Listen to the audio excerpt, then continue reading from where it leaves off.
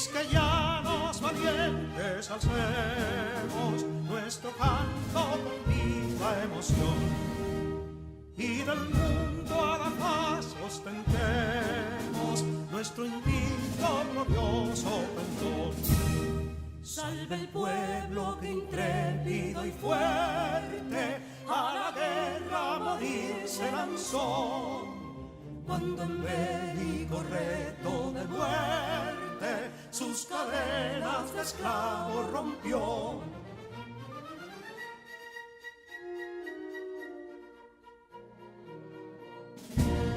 Ningún pueblo ser libre merece si es esclavo, indolente y servil.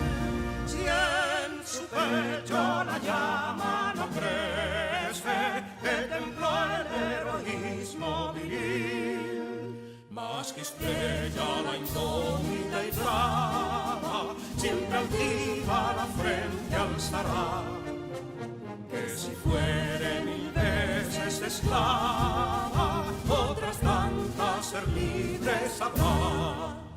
Que si Dono y Ardita expusieron de un intruso señor al desdén, las carreras Belén campos fueron, que cubiertos de gloria se ven, que en la cima del heroico baluarte de los libres el verbo encarnó, donde el genio de Sánchez y Duarte a ser libre o morir enseñó.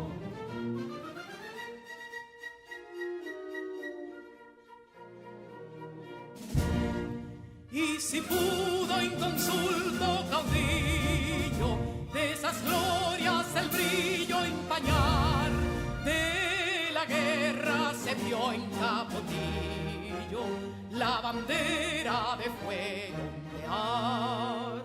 Y el incendio que atónito deja de Castilla al soberbio león, de las playas gloriosas le aleja, donde flota el cruzado pendón.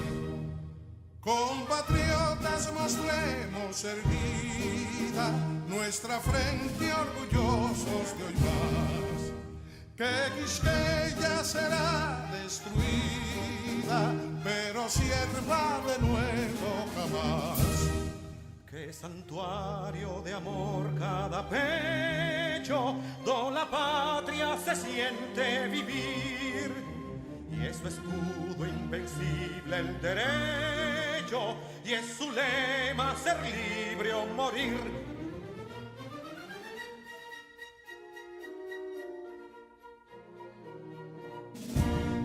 Libertad que aún se yergue serena, la victoria en su carro triunfal, y el clarín de la guerra aún resuena, pregonando su gloria inmortal.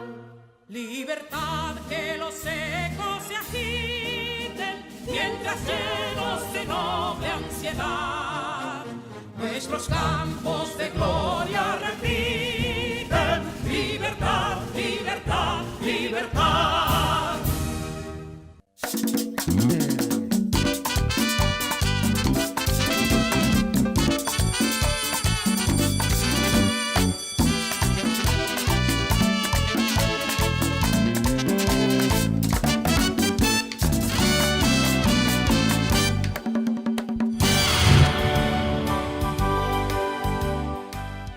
El ayer ya pasó.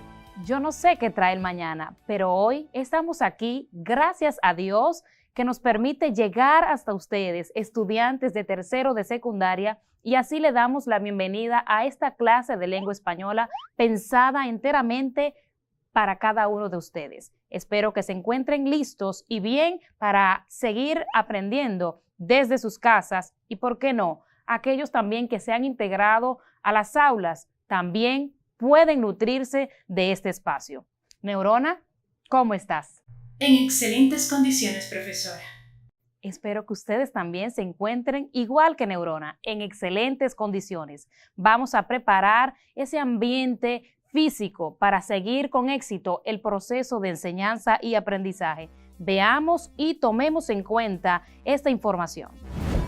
Tú lo sabes y yo también. Son muchas las cosas que tocamos cada día que están cargados de microbios y otras microbacterias. Tu teléfono móvil, el dinero y por consiguiente los monederos, el control remoto de la televisión, el carrito de compras del supermercado, la esponja de lavar los platos, el interruptor de la luz, las llaves del carro, el volante, los puños de la bicicleta, los pasamanos de las escaleras, los paneles de control de los ascensores, espejuelos, llavines o cerraduras, lavadoras, dispensadores de jabón, bolígrafos, las mascotas y muchísimas otras cosas más.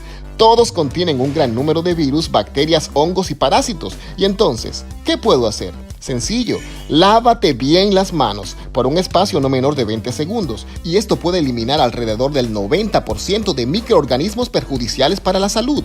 Tú lo sabes y yo también. Cuidemos nuestra salud y la de nuestros seres queridos. Continuamos nuestra clase del día de hoy y para eso vamos a conectar con esos saberes de la última clase. ¿Qué aprendimos, Neurona? En la clase anterior, continuamos con el tema sobre el cuento social, político y cultural. Leímos y analizamos el cuento llamado La Mujer, de Juan Bosch, para a partir de este, aprender a identificar los usos de recursos lingüísticos, descripción y diálogo, y literarios, como son comparación, metáfora y epíteto. Y además, aprendimos acerca de las imágenes sensoriales para dar mayor expresividad a los sucesos que ocurren en la narración. Bien, Neurona, gracias por esa retroalimentación. En esta clase continuaremos con el tema sobre el cuento social, político y cultural. Vamos a centrarnos en el diálogo directo e indirecto dentro de este cuento con el propósito de aprender a emplearlo en la redacción de una manera correcta. Pero antes vamos a ver cuál es la palabra clave. Y la palabra clave es diálogo. Diálogo es la conversación o plática entre dos o más personas interactuando entre sí, exponiendo sus ideas y sentimientos sobre un tema. Comúnmente se desarrolla de manera oral, pero puede también producirse mediante otros medios, como por ejemplo, a través de la escritura.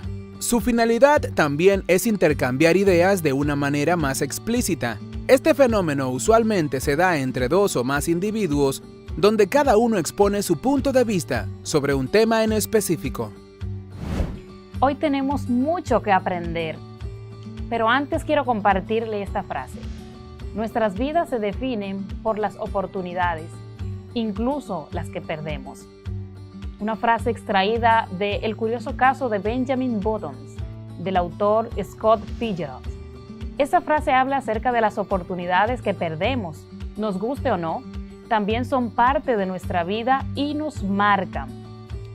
Así vamos a pasar a la lectura de hoy, titulada Los Amos, de este autor maravilloso, cuentista dominicano Juan Bosch. Los Amos de Juan Bosch. Cuando ya Cristino no servía ni para ordeñar una vaca, Don Pío lo llamó y le dijo que iba a hacerle un regalo. Le voy a dar $medio peso para el camino. Usted está muy mal y no puede seguir trabajando. Si se mejora, vuelva. Cristino extendió una mano amarilla que le temblaba. Muchas gracias, don. Quisiera coger el camino ya, pero tengo calentura. Puede quedarse aquí esta noche si quiere, y hasta hacerse una tisana de cabrita. Eso es bueno. Cristino se había quitado el sombrero, y el pelo abundante, largo y negro, le caía sobre el pescuezo. La barba escasa parecía ensuciarle el rostro de pómulos salientes. Está bien, don Pío, dijo. Que Dios se lo pague. Bajó lentamente los escalones. Mientras se cubría de nuevo la cabeza con el viejo sombrero de fieltro negro. Al llegar al último escalón, se detuvo un rato y se puso a mirar las vacas y los críos. «Qué animado está el becerrito», comentó en voz baja.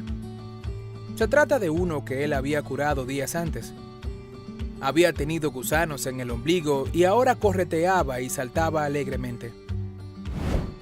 Este texto, el cual hemos leído en clases anteriores, con una temática dura pero real, nos vamos a detener ahora a analizar este detalle del diálogo. Recuerden que el diálogo es este intercambio entre uno o más personajes para interactuar, donde uno escucha, uno habla, otro escucha y luego se intercambian los roles.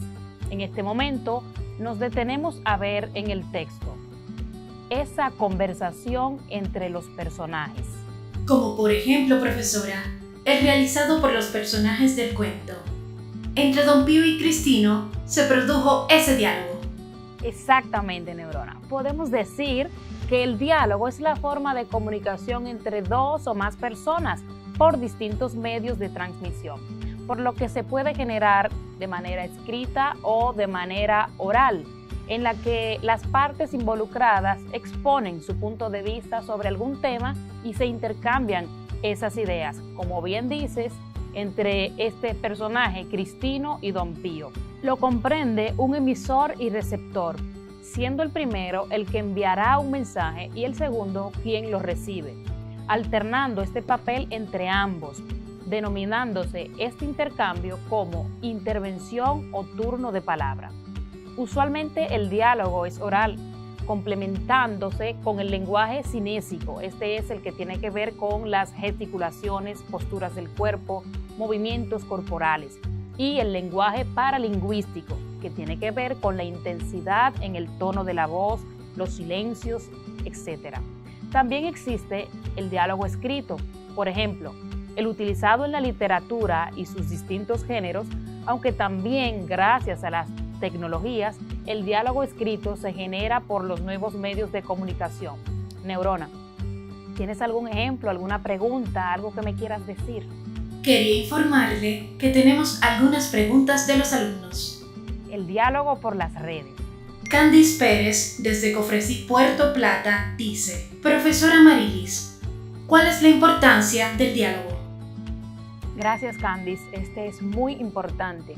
Es la forma de comunicación por excelencia. Las personas antes de leer aprenden a hablar. A través de él se puede expresar tu punto de vista, tus emociones, tus ideas, pensamientos, etc. Si bien no es la única forma de comunicación, ya que existen otras, es la más compleja y evolucionada que tiene la humanidad. A través del diálogo se puede establecer relaciones de respeto y tolerancia entre las personas de distintas creencias, ideas, valores, nacionalidades, entre otros aspectos, siendo el diálogo la acción de manifestar pensamientos y reflexiones y a su vez escuchar a los interlocutores. De ahí el valor del diálogo. ¿Alguna pregunta? Sí, maestra. Alfredo Roa, desde Villa Los Almácigos, Santiago, dice: Profesora Marilis, ¿qué debo tomar en cuenta al redactar un diálogo dentro de un cuento? Gracias, Alfredo, por tu pregunta, muy genuina también. Debe conocerse, antes de redactar un diálogo, conocerse cuáles son esos personajes que quieres recrear en tu escrito, definirlos, darle dinamismo para que éste sea fluido, ir al punto, no dar detalles insignificantes, expresar emociones de cada personaje para conocer sus reacciones, alternando con acciones para darle mayor realismo a esas escenas.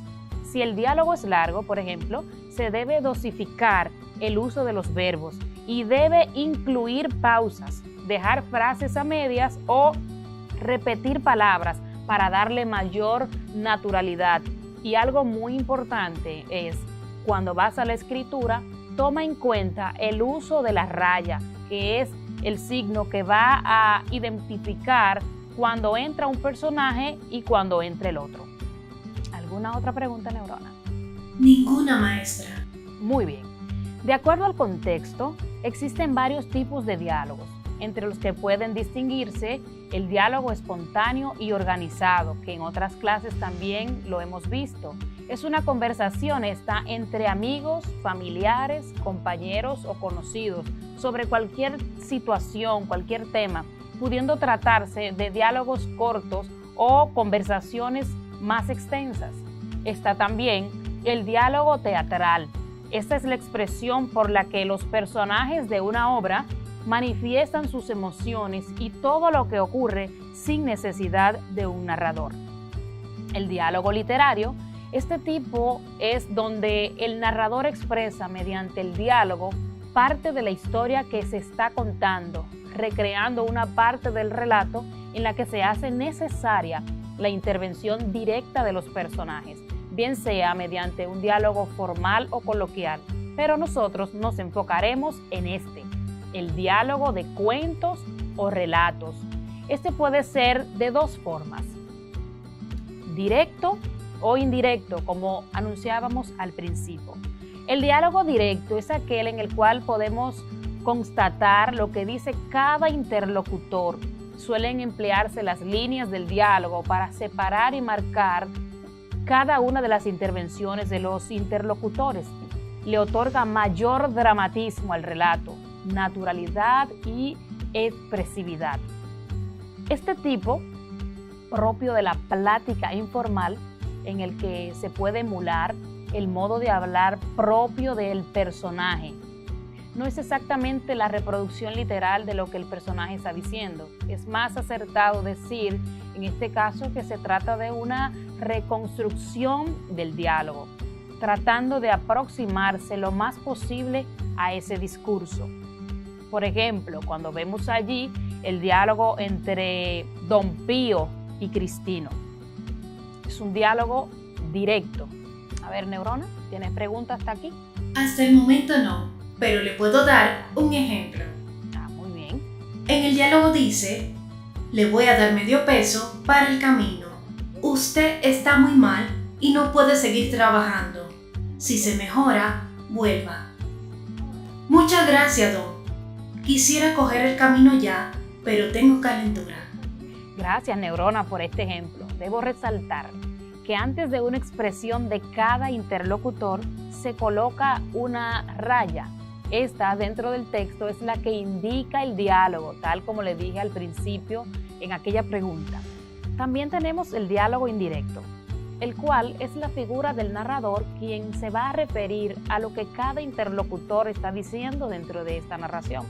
Es decir, que todo el contenido comunicativo va a ser referido por un tercero.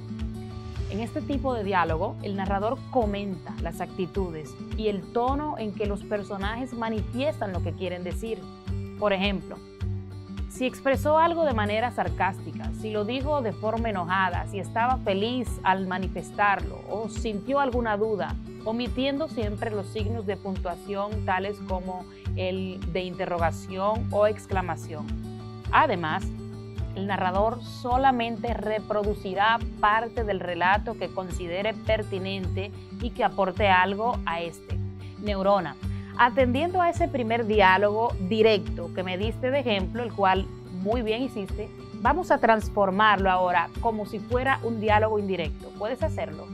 Don Pío le dijo a Cristino que le iba a dar medio peso para el camino, porque él estaba muy mal y así no podía seguir trabajando, y que si se mejoraba, volviera.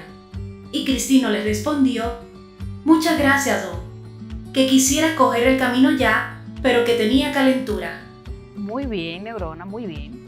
En este diálogo podemos ver que es el narrador quien nos va diciendo lo que dijo cada interlocutor, cada personaje.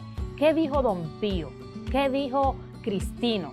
Y es importante saber que el diálogo puede ser cambiado, como bien hicimos ahora, de directo o indirecto o viceversa. De hecho, en los casos anteriores, el directo fue cambiado al estilo indirecto.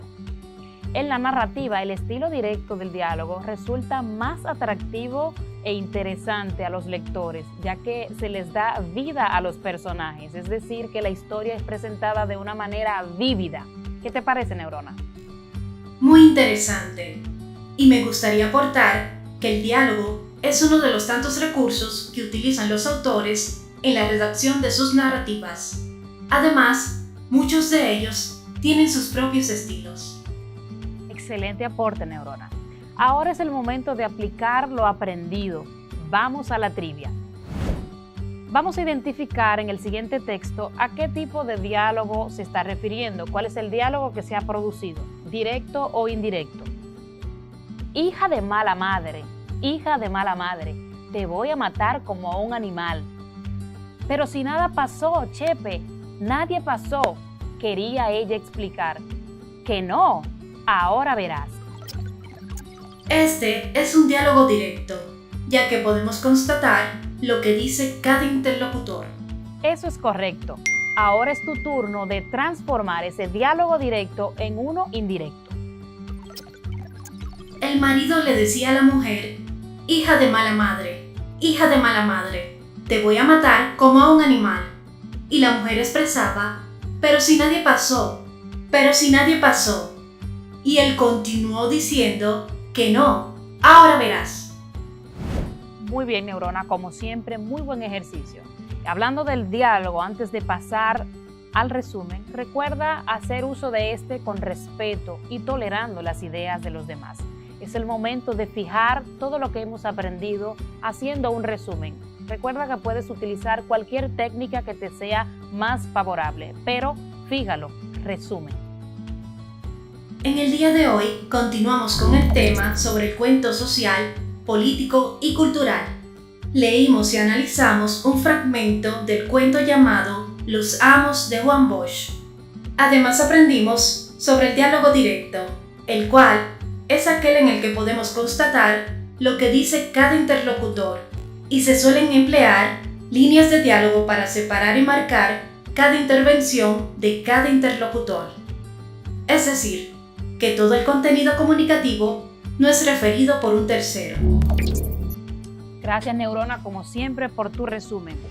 Recuerden, chicos, que si necesitan ver esta clase otra vez, visiten la página que está en pantalla y sigan trabajando en consonancia con lo que su profesor les está trazando. Sigan desarrollando sus competencias y habilidades, asumiendo la responsabilidad que les corresponde. Me despido con esta frase. Sé quién era esta mañana cuando me levanté, pero creo que he debido cambiar varias veces desde entonces. Es una frase extraída de Alicia en el País de las Maravillas, de autor Lewis Carroll. Las personas podemos cambiar a lo largo del día, de un momento a otro. La vida es algo normal. Lo importante es aprender siempre quiénes somos. Nos vemos en la próxima y sean felices.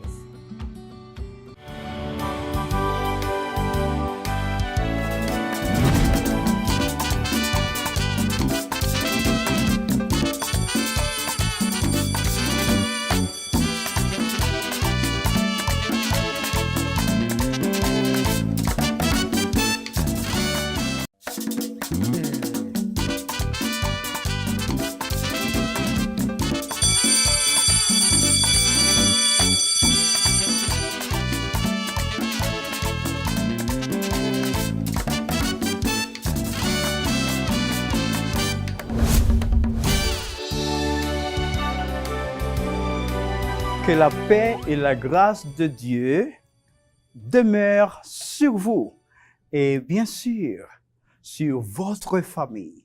Que la paz y la gracia de Dios descansen, permanezcan sobre usted y su familia. Bonjour, bienvenue à tous nos super étudiants et surtout ceux qui sont branchés. Prenez votre cahier, votre stylo, sans oublier votre bonne disposition pour l'apprentissage. Je suis Jetro Clément, votre professeur de français. Salut Néon. Bonjour, professeur Clément. Tu es prête? Bien sûr que oui. Mais oui, una vez más, bienvenidos sean todos a este su espacio de aprendizaje diseñado para aprender desde casa, preservando la salud. Hoy vamos a seguir aprendiendo a hablar de compras de comestibles en establecimientos comerciales. Pues, tome su cuaderno, su bolígrafo, lapicero, lápiz y por supuesto, sin olvidar su buena disposición para aprender el francés. Ya comenzamos, pero recuerda esto, lo del virus del COVID-19 es una realidad y cada día los casos de contagios y decesos van en aumento. ¿Habrá algo que tú y yo podamos hacer? Veamos este video relativo.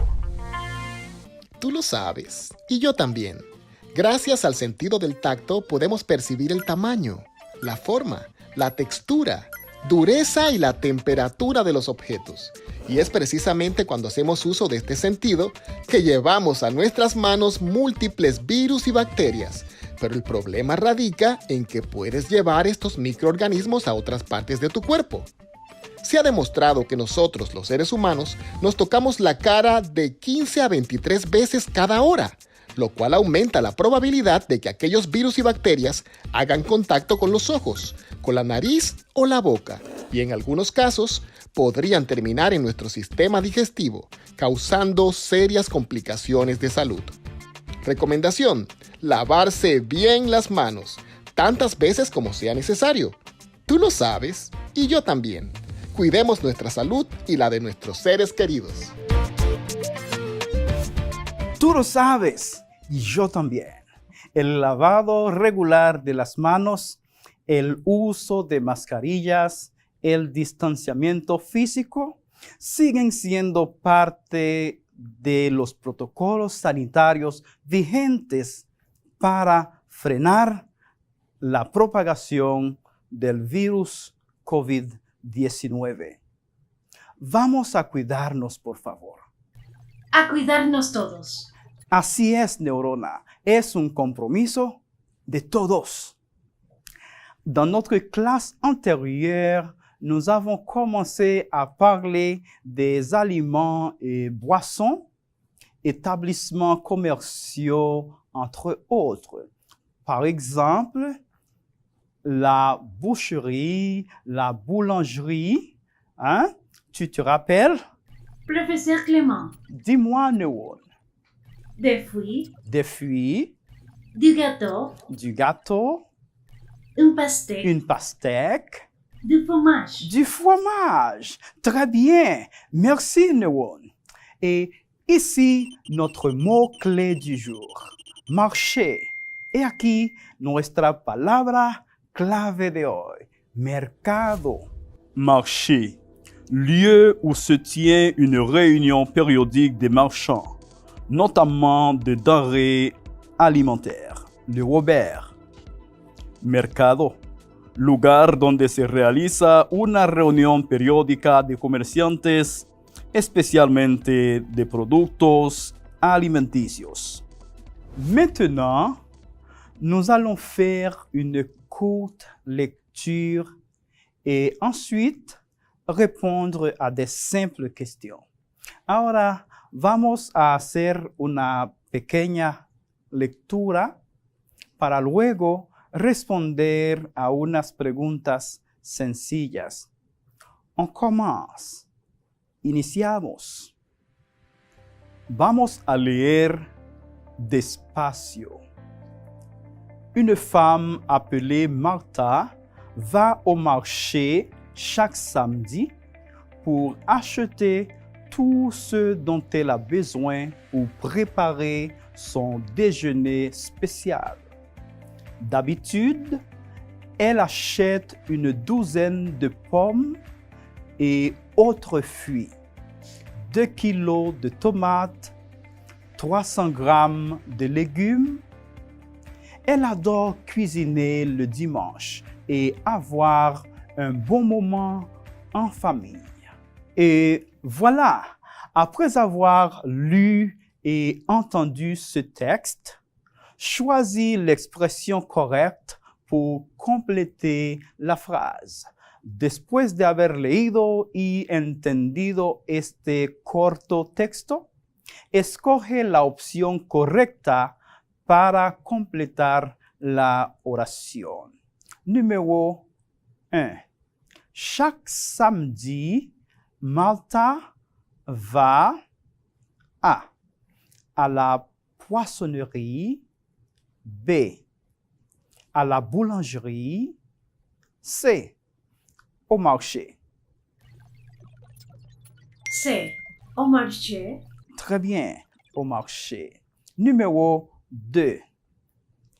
Malta va au marché pour A. Se promener. B. Acheter. C.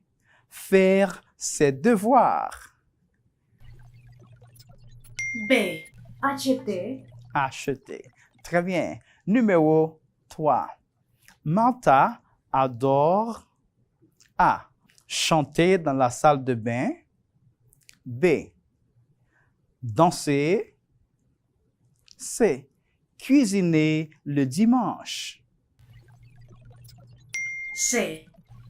Cuisiner le dimanche. Cuisiner le dimanche. Très bien. Numéro 4. Au marché, Malta achète A. Des fruits et des légumes. B. De la viande. C. Des produits laitiers. A. Des fruits et des légumes. Des fruits et des légumes. Très bien. Et comme tu as déjà observé, quand nous parlons des aliments et boissons, nous utilisons des expressions unités. Par exemple, une douzaine, Una docena. un litre, Un litro. une livre, Una libra. un paquet de, Un paquete. un kilogramme, Un kilogramo. 100 grammes. 100 gramos. Profesor, Neuron, ya tenemos algunas preguntas. vamos a prestarle atención a nuestros estudiantes, Neurona. Lisbeth Torres, desde el Ceibo, pregunta lo siguiente. Profesor Clement, ¿me puede aclarar cómo convierto kilogramo en libra, por favor? Avec plaisir, Lisbeth Torres, desde El Ceibo.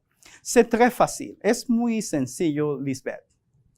1 kilo es igual a aproximadamente 2.2 libras. Pues, multiplica la cantidad en kilos por 2.2. Y resuelto está.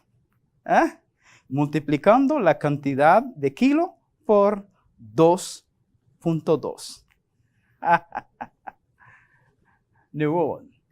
Jorge Cárdenas, desde Salcedo, dice lo siguiente. Profesor Clement, ¿cómo on dit buen provecho en francés? Très bien, Jorge Cárdenas, desde el Salcedo. Bon appétit. Buen provecho. Bon appétit. Maravilloso, qué bueno es contar con su sintonía en nuestra clase. Voilà.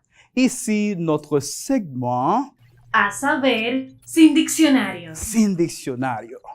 Aliment, Aliment, alimento. Broccoli, brócoli, broccoli. Fraise, fresh, fraise. fresh, Fresa, guayave, guayave, guayaba. 1 litre, un litro. 1 litro. ¿Has visto qué fácil es? Súper fáciles. Profesor, tiene una nota de Magalis. ¿Qué pasa con ella? Magali est au régime et pendant le confinement, elle a élaboré une liste pour commander à distance. Magali está a dieta y debido al confinamiento, ella hace una lista para comprar en línea. Bien, he aquí la lista de Magali.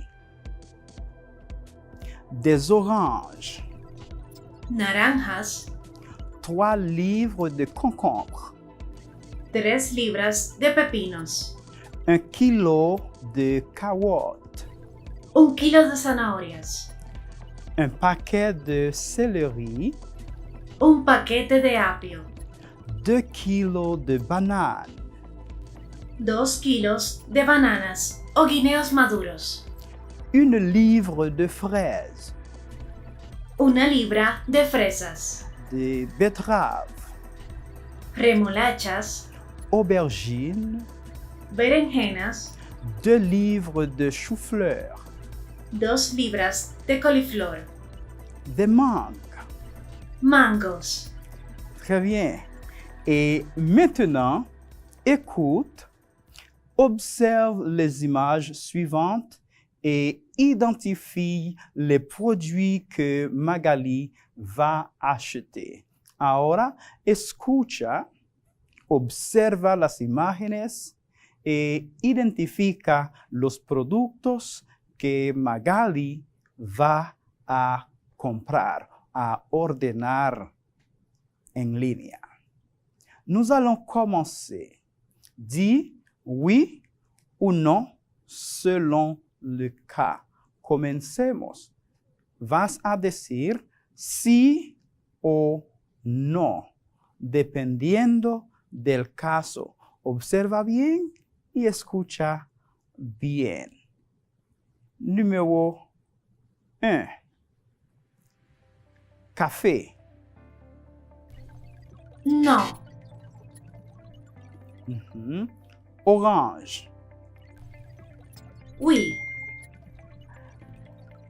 Aubergine. oui, Céleri. oui, Betterave. oui, Brocoli. no, Chou-fleur. oui, Radis. no, Concombre. oui, professeur, Du riz. no, Du pain. no, professeur, Carottes. oui, Du poulet. no, Très bien. Bonne mémoire. Ça a été formidable, ¿no? Bravo. Ha llegado el momento de nuestra trivia contigo. Neurona, ¿estás lista? oui, professeur, Ici, notre quiz avec Neuron. Choisis la forme correcte du verbe entre parenthèses pour compléter la phrase. Elle, des pommes pour préparer une salade de fruits. Achetons, achète, achète. achète, Très bien. Nous, du poisson à la poissonnerie. Achète, achetons, acheter. achetons, Très bien, nous achetons. Pour préparer le cocktail, vous, des fruits. Achète, achetons, acheter. acheter, Exactement. Pour préparer le gâteau, tu, des fruits. Achète, achetons, acheter. achète, Excellente participation, Neuron. Dis-moi, tu as quelque chose à nous dire? oui, professeur. Aujourd'hui, nous avons continué à parler des aliments et boissons. Le marché, des unités de mesure. Une douzaine, un livre, un paquet, un kilo, entre otros. Maravilloso. Un gran merci, Newon. ¿Y tú? ¿Ya has enumerado lo aprendido hoy? Très bien. Haz tu lista de productos a comprar en el mercado y socialízala con tu profesor titular y tus compañeros de clase. Nous sommes arrivés à la fin de notre programme du jour. Merci d'avoir été branché. Agradeciendo tu fiel sintonía, nos despedimos por el día de hoy. Pero como te digo siempre, tu conocimiento en francés puede cambiar tu mundo. Para volver a ver nuestras clases, visita la página en pantalla. Dieu te bénisse. Au revoir. À la prochaine.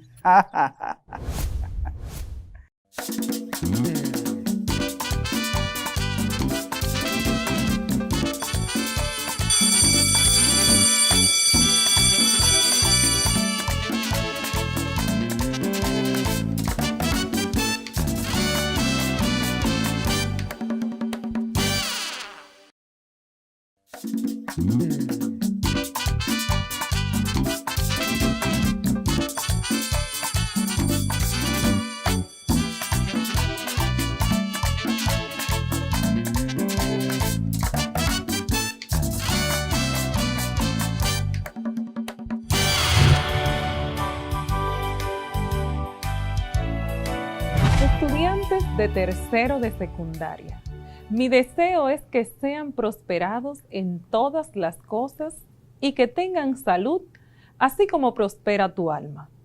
Bienvenidos a su clase a distancia de Ciencias de la Naturaleza, con tu maestra Sara Lorenzo, quien te acompaña en este proceso de enseñanza y aprendizaje desde tu entorno. Agradecemos enormemente a las familias por el esfuerzo realizado durante todo este proceso, esperando que podamos seguir cosechando el fruto de nuestro esfuerzo y que pronto, con la ayuda de Dios, todo vuelva a la normalidad. Pero para que esto sea posible, es necesario continuar con nuestro compromiso para evitar los contagios. Es por eso que te invito a prestar atención a la siguiente información. Tú lo sabes, y yo también. Son muchas las cosas que tocamos cada día que están cargados de microbios y otras microbacterias. Tu teléfono móvil, el dinero, y por consiguiente los monederos, el control remoto de la televisión, el carrito de compras del supermercado, la esponja de lavar los platos, el interruptor de la luz, las llaves del carro, el volante, los puños de la bicicleta, los pasamanos de las escaleras, los paneles de control de los ascensores, espejuelos, llavines o cerraduras, lavadoras, dispensadores de jabón, bolígrafos, las mascotas y muchísimas otras cosas más. Todos contienen un gran número de virus, bacterias, hongos y parásitos. Y entonces, ¿qué puedo hacer? Sencillo, lávate bien las manos por un espacio no menor de 20 segundos y esto puede eliminar alrededor del 90% de microorganismos perjudiciales para la salud. Tú lo sabes y yo también. Cuidemos nuestra salud y la de nuestros seres queridos. Además de esto, recuerda utilizar tu mascarilla correctamente en los lugares públicos y mantener el distanciamiento físico. Hola, Neurona. Hola, maestra Sara. ¿Qué tienes para nosotros el día de hoy? Tengo listo el repaso de la clase anterior. Adelante. En la clase anterior, aprendimos que la digestión comienza en la boca, donde la amilasa comienza a descomponer los carbohidratos. A medida que la comida pasa al estómago, los jugos gástricos actúan sobre las proteínas. Una vez que ingresan al intestino, la mayor parte de la descomposición ocurre cuando el páncreas y el intestino delgado liberan sus enzimas digestivas naturales para hacer la descomposición final de los nutrientes. Según el tipo de alimento sobre el cual actúan, las enzimas pueden clasificarse en las proteasas, que son necesarias para descomponer las proteínas en aminoácidos. Las amilasas, las cuales ayudan a descomponer los carbohidratos que se consumen en los azúcares que el cuerpo necesita para producir energía, y las lipasas, que son liberadas de manera natural por el páncreas y son necesarias para digerir los lípidos o grasas. Así es. Son muchos los conocimientos que hemos adquirido durante este proceso de enseñanza y aprendizaje. Es tan importante, como seres humanos, cuidarnos y estar pendientes a nuestra salud. Son muchos los procesos químicos y fisiológicos que ocurren en el interior de nuestro organismo.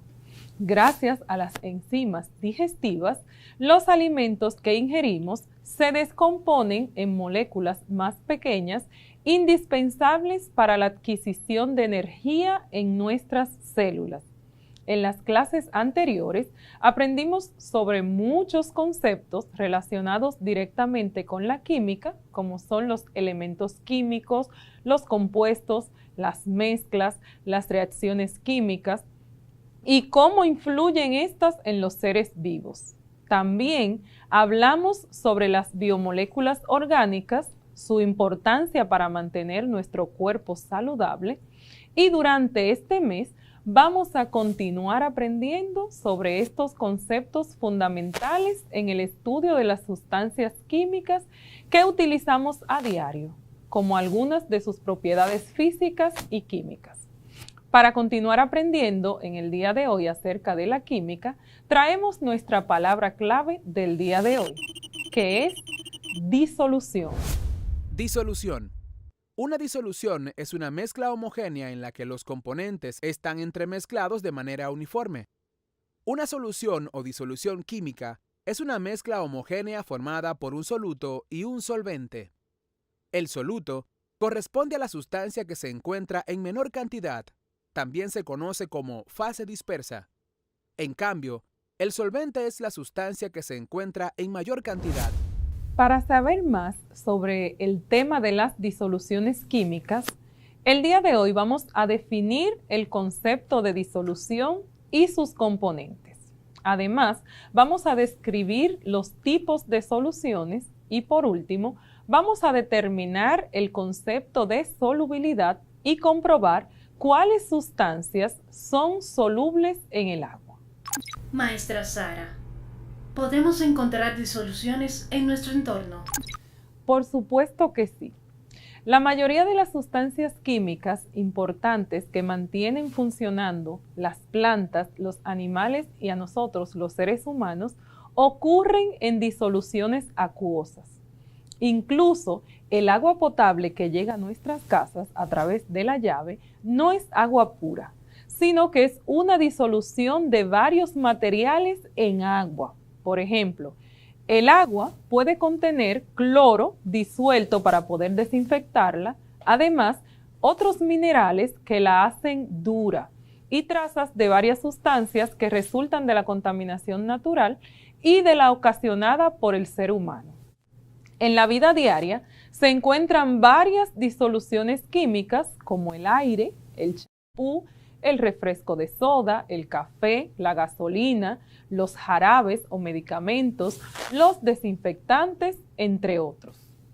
Una disolución, entonces, como aprendimos en nuestra palabra clave, es una mezcla homogénea de dos o más sustancias donde cada una mantiene su composición química. Las disoluciones pueden ocurrir a nivel molecular o iónico y no constituye una reacción química, ya que las sustancias que intervienen no cambian su composición. Muchas de las sustancias que están presentes en nuestro entorno se encuentran formando soluciones. Por ejemplo, la atmósfera que nos rodea es una disolución gaseosa que contiene oxígeno, nitrógeno, entre otros gases, dispersos de manera aleatoria. El agua del mar es una disolución formada por agua con sustancias alcalinas, como es el cloruro de sodio o sal común.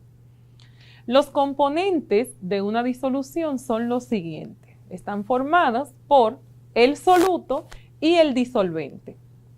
A la sustancia presente en mayor cantidad se le llama disolvente y a la otra sustancia u otras sustancias que se disuelven en este disolvente se les llama solutos. Por ejemplo, cuando se disuelve una cucharadita de azúcar en un vaso con agua, el azúcar viene siendo el soluto, mientras que el agua es el disolvente. Las disoluciones acuosas son aquellas que poseen agua como disolvente. Y el agua, dicho sea de paso, es considerada el disolvente universal, ya que es el líquido que más sustancias puede disolver. Esta es una cualidad vinculada a su condición de molécula polar. Maestra Sara, tenemos algunas preguntas para usted. Adelante. Julián Matos, desde Los Alcarrizos, nos hace la siguiente pregunta. ¿Cómo se forman las soluciones? Excelente pregunta. Gracias, Julián, por contactarnos. Y te diré lo siguiente. Según el estado en que se encuentran los componentes de una solución, estas se pueden formar de la siguiente manera. Se puede formar sólido en sólido, cuando tanto el soluto como el disolvente se encuentran en este estado de la materia, en estado sólido. Por ejemplo, las aleaciones como el latón, que es una mezcla de cobre y zinc, y el bronce, que es una mezcla de cobre y estaño. También se pueden formar líquido en sólido, cuando el soluto es un líquido y el disolvente es un sólido. Por ejemplo, las amalgamas dentales de mercurio y plata. Otra también es sólido en líquido. En este tipo de solución se disuelven pequeñas cantidades de sólido o de soluto en un líquido que viene siendo el disolvente. Por ejemplo, el ejemplo que dimos anteriormente, el azúcar disuelto en agua. También puede darse un gas en un líquido. Cuando se disuelve un gas, que viene siendo el soluto, en un líquido como disolvente, por ejemplo, el oxígeno que está disuelto en el agua del mar, que es el responsable de la vida acuática en el planeta. O bien, el gas dióxido de carbono, el cual se encuentra disuelto en un refresco de soda o en una bebida gaseosa. Otro es líquido en líquido. En este, tanto el soluto como el disolvente son líquidos. Por ejemplo, el alcohol isopropílico en agua. ¿Alguna otra pregunta, Neurona? Sí, profesora. Roberto Sánchez, desde San Pedro de Macorís, tiene la siguiente pregunta. ¿Cuáles son los tipos de soluciones? Excelente pregunta. Según la cantidad de soluto que se agrega a una solución, es decir, atendiendo a la proporción entre el soluto y el disolvente, las soluciones se pueden clasificar en tres tipos. Tenemos soluciones insaturadas, cuando la solución contiene disuelto menos soluto del que puede disolver este disolvente. Una solución saturada es aquella que tiene un equilibrio entre el soluto y el disolvente a una temperatura dada. Es decir, cuando la cantidad de soluto es la que admite la disolución. Y una solución sobresaturada es aquella que contiene disuelto más soluto del que puede disolverse. Con el tiempo, una parte del soluto se separa de la solución en forma de cristales y queda un residuo en el fondo del recipiente. ¿Qué te parece hasta ahora lo que hemos aprendido, Neurona? Muy interesante. Con esta información he ampliado mi base de datos. Excelente. Espero que así también ustedes en sus hogares hayan adquirido nuevos conocimientos de lo que hemos aprendido hasta el momento. Por otro lado, en el estudio de las disoluciones es importante conocer el concepto de solubilidad, el cual se conoce como la capacidad que posee determinada sustancia para disolverse en otra y formar un sistema homogéneo.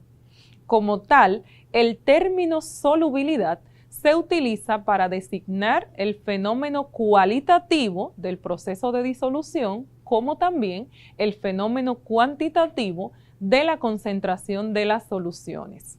Ahora bien, existen factores que influyen en la solubilidad de las sustancias. Vamos a ver cuáles son. Dentro de los factores que afectan la solubilidad entre el soluto y el solvente se encuentran la temperatura. En una solución sólido-líquido, a medida que aumenta la temperatura, aumenta la solubilidad del soluto en el disolvente, mientras que en una solución gas-líquido sucede lo contrario. Si aumenta la temperatura, la solubilidad del gas disminuye en el disolvente y viceversa. Por ejemplo, en una lata de gaseosa a temperatura ambiente, el gas está poco disuelto en el líquido y éste tiende a emitir un sonido al destapar la lata. Mientras que si disminuye la temperatura, el gas se disuelve con más facilidad en el líquido disolvente. Naturaleza del soluto y el disolvente. La solubilidad de las sustancias varía mucho según los tipos de disolventes. En general, una sustancia tiende a disolverse en solventes que son semejantes a ella en sus propiedades. Por ejemplo, las sustancias polares como el agua pueden disolver sustancias tanto polares como iónicas.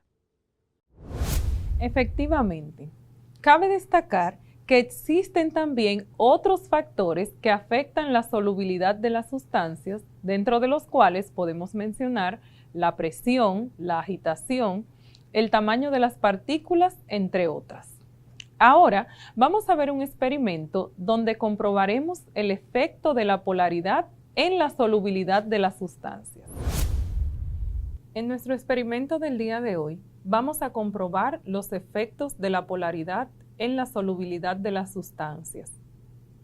La solubilidad de un compuesto molecular depende de la polaridad de sus moléculas, ya que ésta determina los tipos de fuerza de atracción intermoleculares entre una molécula y otra. Por ejemplo, un soluto no polar se disolverá en un solvente que sea no polar. El agua, en cambio, que es una sustancia polar, puede disolver sustancias polares como iónicas.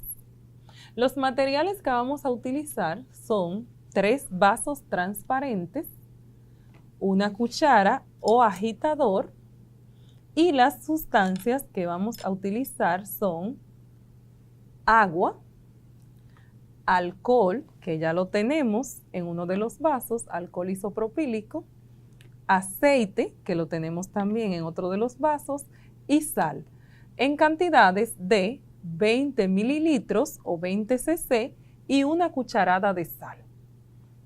¿Qué hacemos? Lo primero que vamos a hacer es que vamos a agregar 100 mililitros o 100 cc de agua a cada vaso. Lo medimos. Tenemos aquí.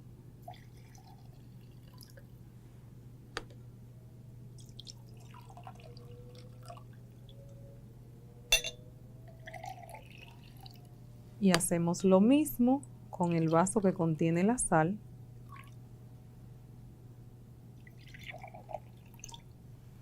Ahora bien, el vaso que contiene la sal lo vamos a ayudar con el agitador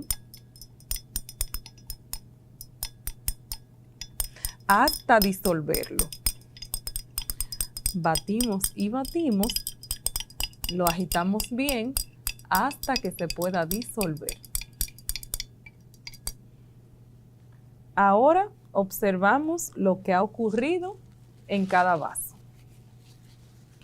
Como podemos observar en estas 3 muestras, la polaridad es una propiedad química de las sustancias que va a determinar si una sustancia es o no soluble en agua. En la muestra 1, que contiene el alcohol, vemos que se disuelve en agua debido a su polaridad, la cual es compatible con el agua. Esto es gracias a que también es una molécula polar. Ahora bien, en la muestra número 2, que es el agua con el aceite, sabemos que el aceite es una sustancia no polar, por lo cual no se disuelve en agua. De hecho, podemos apreciar que el aceite flota sobre ella. Ahora bien, en la muestra número 3, donde tenemos el cloruro de sodio o la sal común, vemos que esta sí se disuelve en agua, ya que es un compuesto iónico. Y como aprendimos en clases anteriores, los compuestos iónicos también son solubles en agua. Espero que te haya gustado nuestro experimento del día de hoy y que puedas hacerlo en tu casa. Recuerda que experimentando se aprende.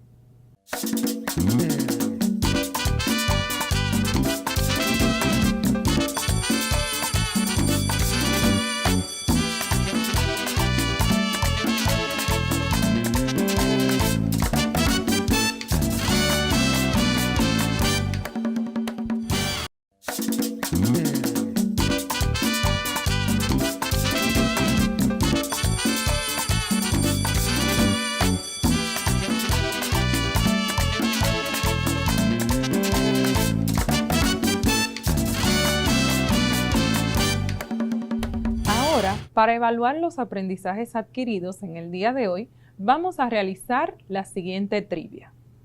Te haré algunas preguntas. La primera es, ¿qué son las disoluciones?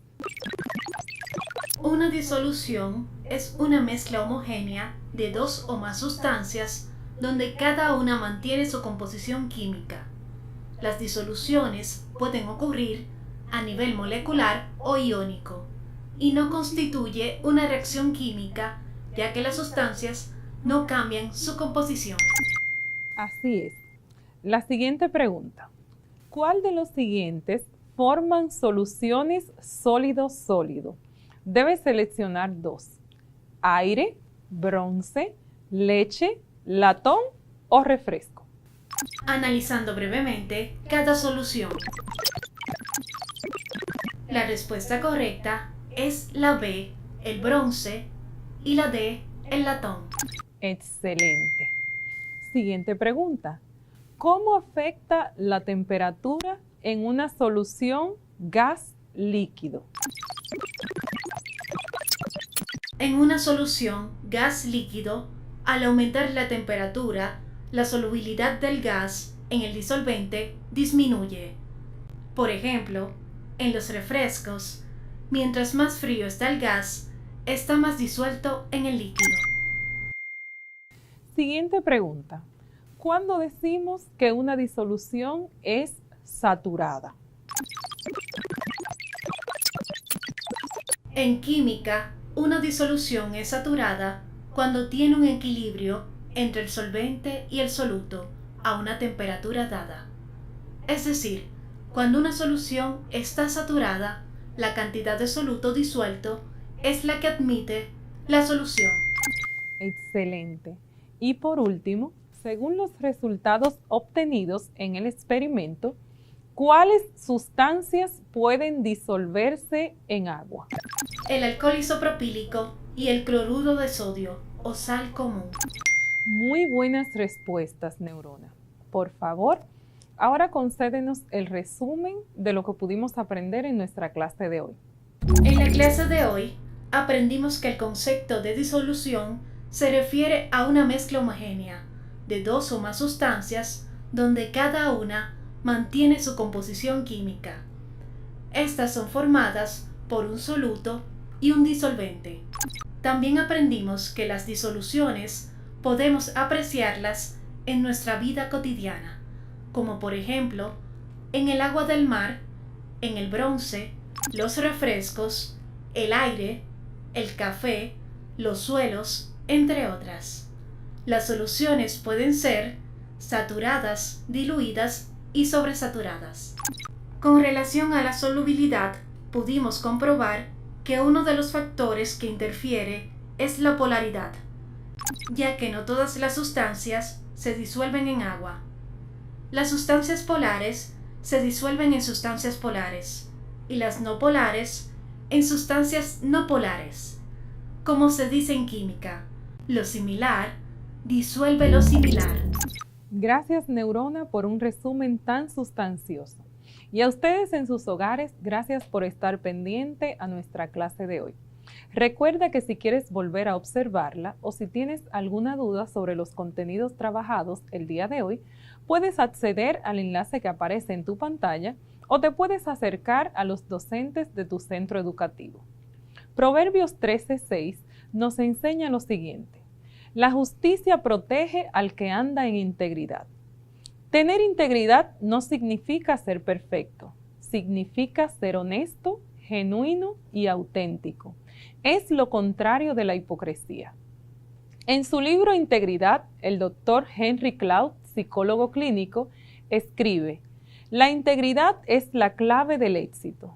Una persona con integridad tiene la habilidad de que todo funcione en unidad y de hacer que todo suceda sin importar cuán desafiantes sean las circunstancias. Que Dios te bendiga. Hasta la próxima.